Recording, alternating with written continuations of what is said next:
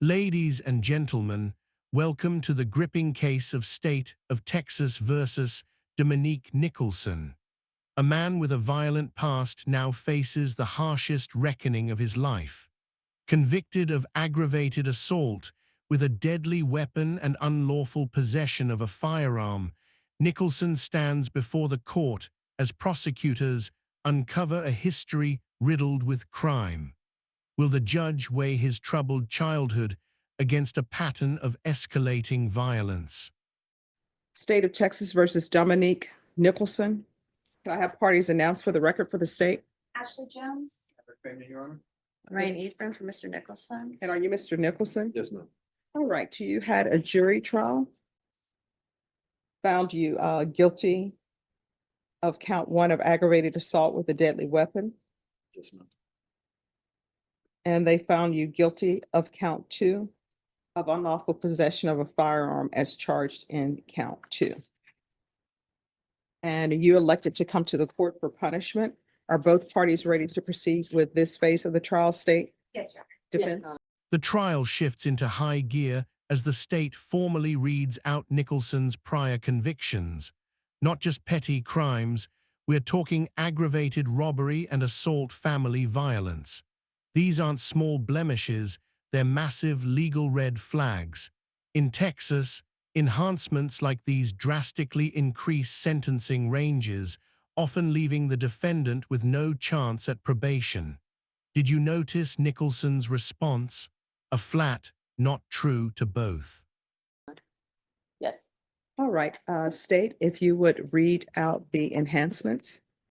For count one, before the commission of the alleged offense in cause number 2022 CR 11860, hereinafter styled the primary offense on the 25th day of April AD 1996, and cause number 94 CR 5960 in the 187th District Court in Bexar County, Texas, the defendant was convicted of the felony of aggravated robbery with a deadly weapon, the ZID gun.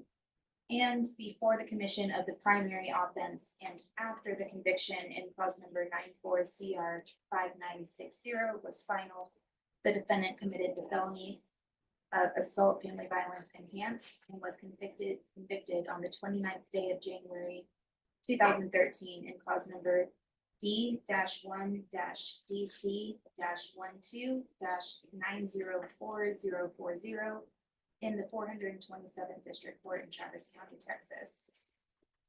For count two, the state is alleging that the defendant is a repeat offender.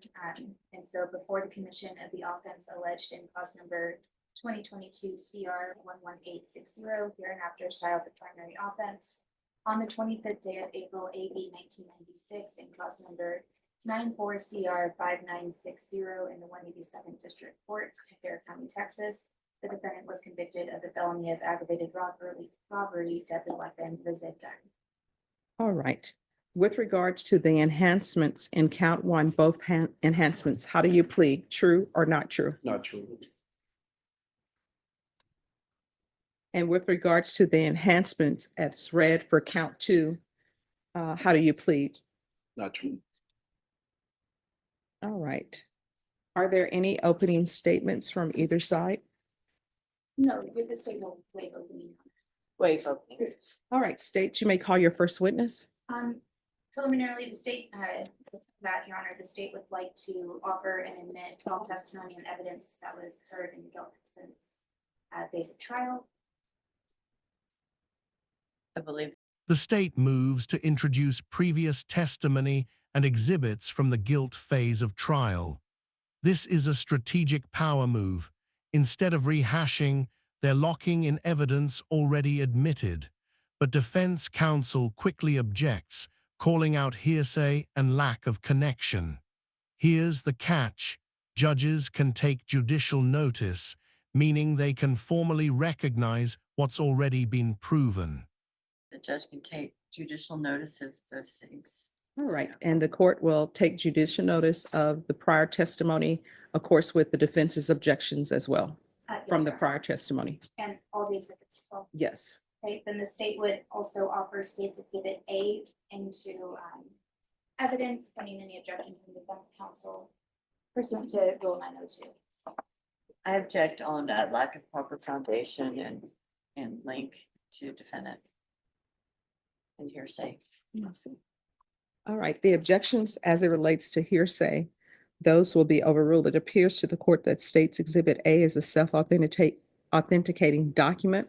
However, with regards to whether or not this is connected to this defendant, then that objection will be sustained. And Your Honor, if the state could respond, the state would respond that that goes to weight, not necessarily admissibility.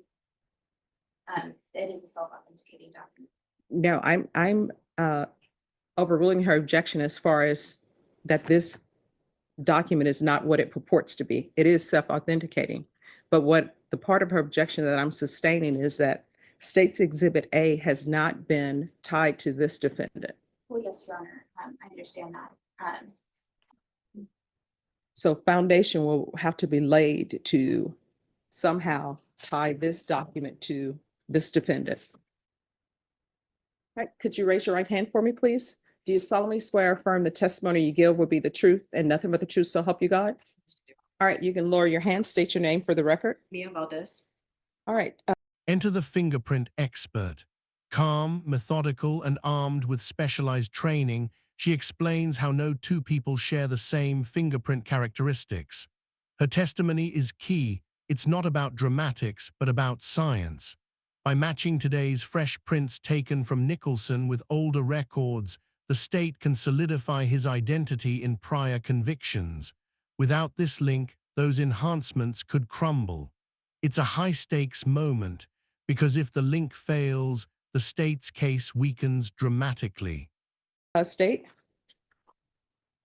Ms. Valdez, could you please tell the court what your area of expertise is? I'm a fingerprint examiner for the Bexar County Sheriff's Office. And do you have any, you possess any certification? Yes, I have a certification in classifying fingerprints as well as identification of fingerprints. Please explain what those include. So we go through a rigorous course to understand the characteristics of fingerprints as well as on-site training to understand fingerprints. Let's talk about fingerprints specifically. What is it? A fingerprint is a print that consists of 12 characteristics that can identify an individual. Have you ever found two different people to have the same set of fingerprints? No, not to my knowledge. Can you please explain how you do a fingerprint comparison? So when we first get the fingerprints, we do look for, like I said, the 12 ridge counts. And we will compare to see if the individual that we do have in custody is the same person that is on the fingerprint itself. And then we do our Henry classification that classifies the specific characteristics of the fingerprint. Now, if that is your way of doing it, is that the standard way? That's the standard. That's the what way? The standard. Can you take the witness on board diary? Yes. Okay. I may be a little confused. This exhibit, Defense counsel jumps in with a sharp line of questioning. Who exactly took those original fingerprints? Could the witness confirm the chain of custody? The examiner admits she wasn't there for the originals. That's a vulnerability. The defense is hammering relevance and connection, trying to sever Nicholson from his past convictions. But the prosecution counters with a simple point. The expert took fresh prints today and directly identified Nicholson in court. B. When were those prints taken? These were taken today. And so when you were saying that those prints were taken by me, is that the one you were referring to? Correct. Okay, and so there's some other prints in the packet, right? Correct. They're on the back of it. Okay, but you were not saying you took those prints, No, I right? didn't. Okay, so you don't know my client, right? No. So you can say that the prints match. And you can say that you took the prints of my client today, correct? Correct. But you weren't present when the prints were taken, the original, correct? No, ma'am. And so you can't say, you didn't witness that, or who the person was who gave the prints. Correct. Right. I would object to relevance and lack of affirmative link to my client. All right. And so is the testimony, I'm sorry.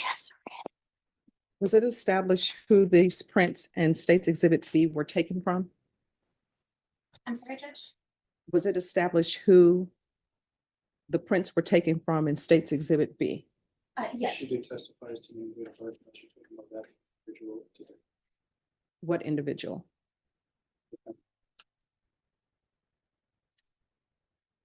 Do you want to, yes, Ms. Valdez, you testified that you took the fingerprint stakes at the V today, correct? Correct. Do you see the person in the photo that you took those fingerprints from? Yes, sir. Could you please point to that person, identify him by an article of photos? We'll be the gentleman in the red.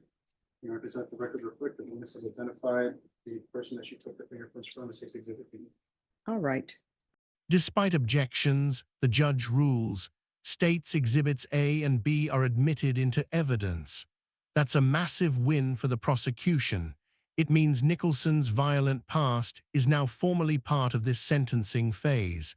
Think about that: aggravated robbery, burglary, assault, all officially before the court. For Nicholson, this is devastating. Enhancements are no longer abstract, they're locked into the record, and the judge will have to weigh them when delivering punishment.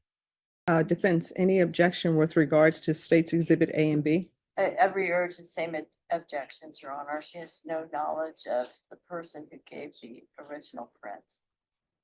All right, those objections will be overruled. States Exhibit A and B are admitted over defense counsel's objection. State, any other witnesses? no, Your Honor, the state will rest. Defense, any witnesses? No, Your Honor. Defense, do you rest? Yes. State, do you close? Yes, Your Honor. Defense, do you close? Yes. All right. As previously stated, the court is finding the enhancements true. And the court is finding the enhancements true that were read into the record for count one, and also the enhancements true that were read into the record for count two. The court will hear argument with regards to sentencing. Mr. Nicholson, you are not eligible for probation from the court. All right. Yes, Your Honor, the state would like the court to consider, States Exhibits 39 and 40, which was entered in the guilt phase of trial. That's gonna be the judgment from Austin, for the conviction of assault enhanced. And additionally, the fingerprint part that was linked to that judgment, in the guilt phase of trial. Your Honor, this Now the sentencing arguments begin. The state doesn't hold back, laying out Nicholson's history like a prosecutor's highlight reel of violence. 20 years for robbery, another conviction for burglary, 6 years for assault, and most damning of all, the current crime, firing at an unarmed Uber driver. The prosecutor's voice sharpens. This defendant is dangerous to the community. They push for no less than 40 years on one count and 20 on the other. defendant does have a very lengthy and violent criminal history. In 1996, he was sentenced to 20 years for aggravated robbery. That's going to be cause number ending in 60 that we entered in today. He was additionally sentenced for burglary of a habitation on that same day. That's going to be cause number ending in 59 that was entered into evidence today as part of States Exhibit B. States Exhibit A. Your Honor, he was sentenced in 1996 to 20 years in the Texas Department of Corrections for those crimes. When he was released, it was not very much longer until 2013 that he committed the offense in States Exhibit 39 for assault enhanced, where he was convicted and sentenced to 6 years. So in 2019, after their 5 years are done, it took him only 3 years to commit this offense, this violent offense, where he shot at an unarmed Uber driver who just happened to be picking up his stepdaughter so that she could go to work. Thankfully, nobody was hurt in this offense. But that's just luck, Your Honor. The capacity for this defendant to hurt people in this community and to hurt his family is shown by the criminal history, and the state is asking that the court sentence the defendant to no less than 40 years on count one and no less than 20 years on count two. Defense counsel steps up. painting a different picture.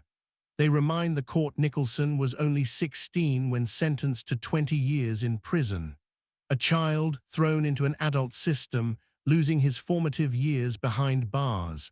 His siblings recall a chaotic home, a drug-addicted father, crushing poverty, and a brother trying desperately to provide.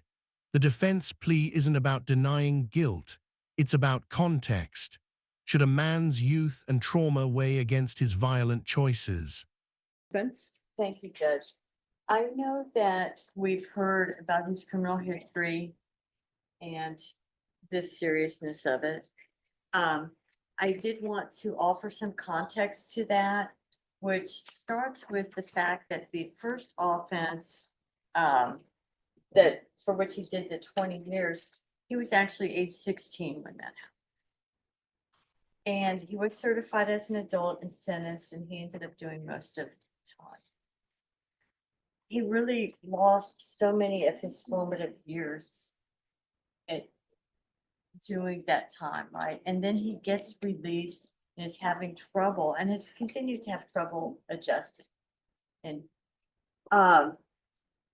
the second case, the family violence assault case, he pled to and he acknowledges, and I'm not saying he doesn't acknowledge the first case, but he does ask, and we do ask the judge to consider how young he was at that time. I have had contact with two of his family members, siblings who were not able to be here today. One was a Mr. Paxton and another is a sister, Samantha Romborg. And if I may, they both relate to me the chaotic and troubled childhood that they had, and how, in spite of what you see here today, that Mr. Nicholson was actually a loving and caring brother. I'm sorry, do you want those witnesses here? No, I think we discuss it. No would be- objections from the state. Okay. That their father was a drug addict, and all the children in the family suffered tremendously, and that Dominic felt an enormous responsibility to try to provide for his siblings, which led him to make very poor choices to accomplish that goal, but that his actual motivation, I mean, and led him into down a criminal path. Which I guess partly was role modeled by his father, but also his sense of duty and obligation to his siblings, and having very limited ability and resources to provide for them, and his overwhelming sense that he should try to provide for them really hindered his thinking, and obviously has made extremely poor judgments. I know we stand here today, the jury heard the evidence and returned their verdict. But Mr. Nicholson believes that he can return to society and be rehabilitated. This has been a long revolving door in his life that he is very tired of. And so we would ask the court to please sentence him at the minimum range. All right, state any final closing argument? Your Honor, state, I appreciate that Mr. Nicholson was young when he committed the first offenses. However, I think that just speaks to his criminality as prior life. And although the hopes for change are there, according to defense counsel, his actions speak louder than his words. And the court would like, the state would like the court to consider those actions, the harm that he could have caused on October 25th, 2022, and the harm that he has caused throughout his life.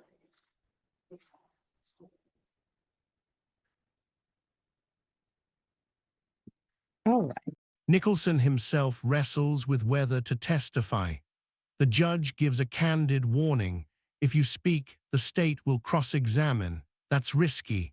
Defendants often want to tell their story, but once under oath, every word can be dissected and used against them. Notice the judge's fairness here, reminding Nicholson that his family's testimony already told his background story. It's a tense human moment. Does he stay silent or risk the spotlight one last time? Is there anything you would like to say? Yes, ma'am. Here's the thing, if you want to say something, I'll take you under oath and the state will be allowed to question you.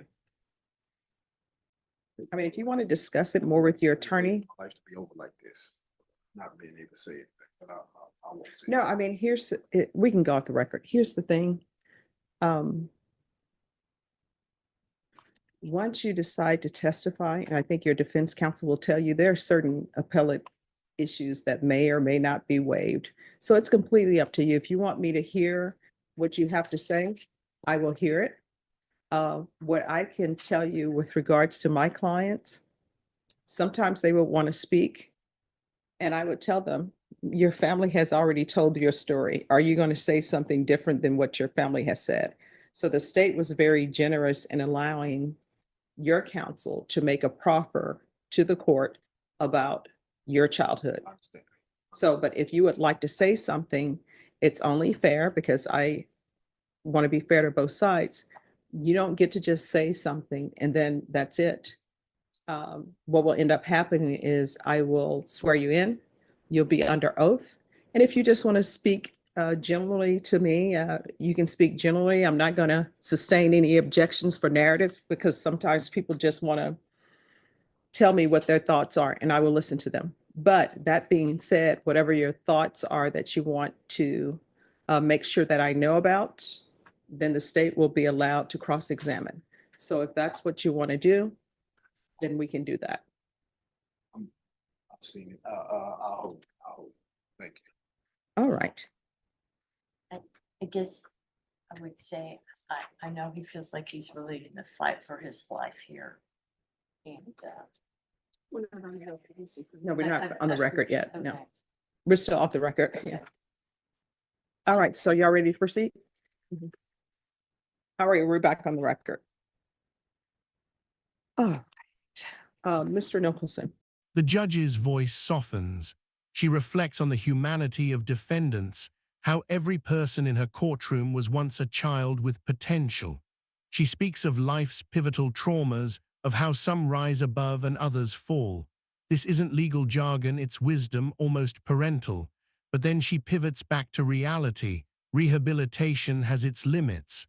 Nicholson's cycle of crime can't be ignored, and justice demands consequences, not just for his sake, but for the victims left traumatized. This is what I want you to know. No matter what offenses people are alleged to have been committed in this court, it could be offenses that people think are the worst of the worst. I still see everybody as a human being. And when I look at them, many a times I see them when they first start school, like first grade. And I always wonder what made this one child turn left instead of going right.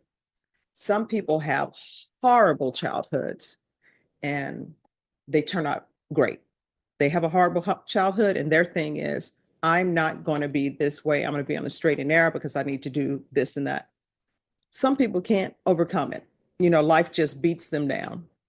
And sometimes when you watch movies, when we were growing up, we would watch movies and you see these two children and you thinking everything's going to turn out great for them.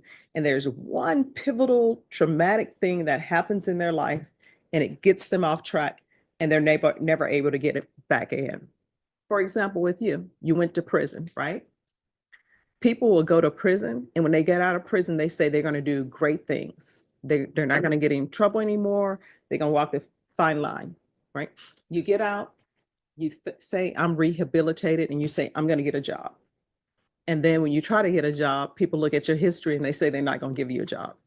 And so that's one way where society beats you down. And then you keep trying and you keep trying. And then maybe there's a friend who comes along or somebody who comes along and said, hey, here's some easy money. And maybe you have siblings that you're trying to take care of, try to make sure they don't have to go through what you went through. But at the end of the day, we all got to pay for our offenses, right? Now, do I think that you should get life in prison? No, right?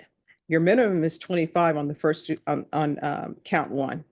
It's from 25 up to life in prison and up to a $10,000 fine. All right.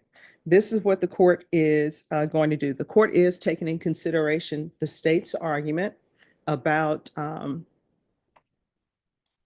his history, because I have to consider that. But then I'm also taking into consideration what the defense said. And I think everybody would agree for someone to be 16 and to end up being sentenced to 20 years in prison. And I'm assuming he did the 16 when he was at juvenile, but once he became an adult, they sent him to prison with adults.